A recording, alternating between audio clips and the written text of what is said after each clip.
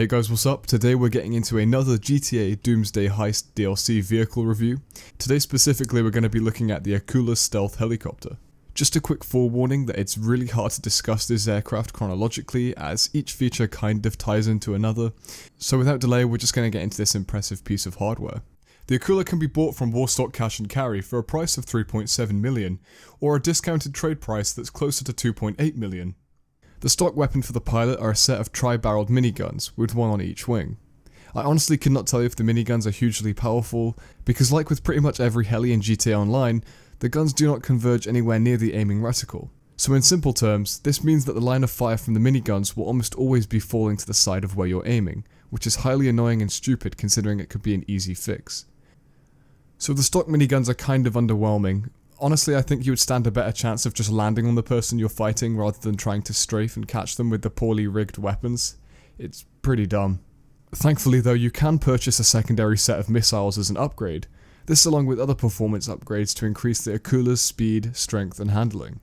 For the weapon upgrade however, there are two options available. A rocket barrage launcher. This is very similar to the one the Hunter is equipped with, and it fires off a quick burst of 4 free aim missiles before a few seconds of downtime whilst it reloads itself. This is somewhat disappointing as the Hunter's barrage can fire roughly twice the amount of rockets before having to reload.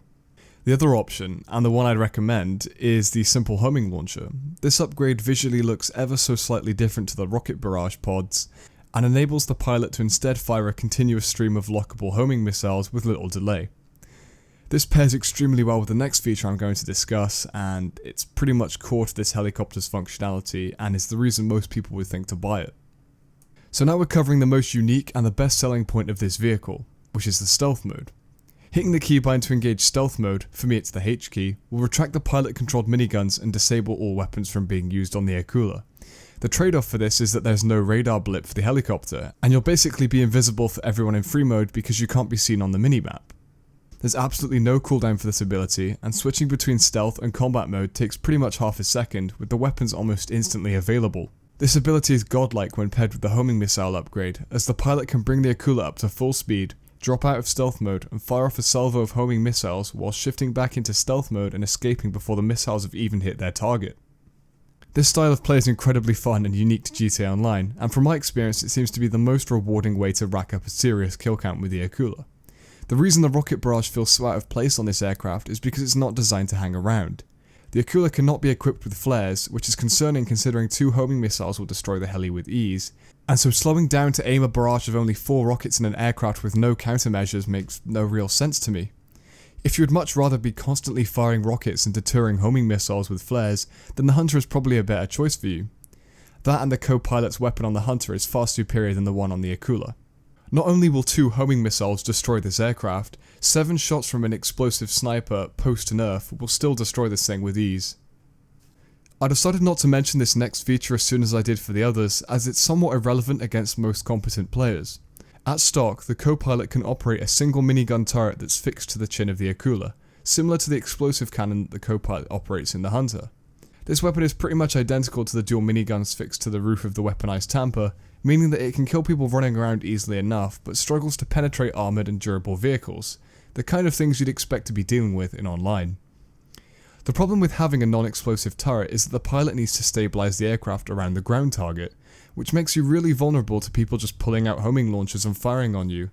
The lack of flares makes this a really big issue.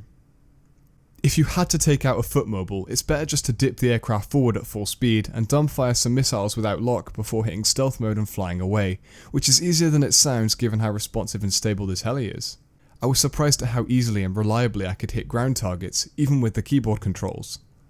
Although I would personally just avoid fighting people who are on foot with the Akula, the Hunter is a far better option if this is what you enjoy doing. It's clear Rockstar designed the Akula to be used for quick strikes at range, utilising the stealth ability and sharp handling to remain practically invisible in urban environments. This is probably the best vehicle to deal with unsuspecting insurgents, APCs, and the Khanjali tank. Even so, I still believe there are problems to address here.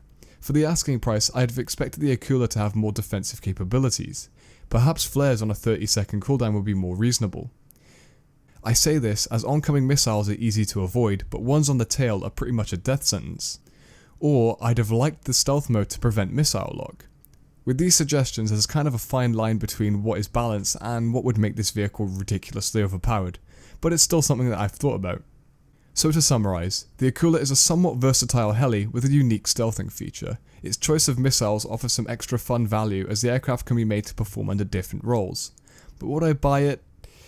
I would, but if I had a choice between the Akula and the Hunter, I would likely pick the Hunter, but that's just my preference. Even though the Akula has some issues, I still think it's worth picking up, but do evaluate which aircraft you'd be best suited to. For a lot of players, I think they would just buy the Hunter instead. Anyways guys, if you enjoyed the video, please leave a like and subscribe with notifications on. Take it easy guys, see ya.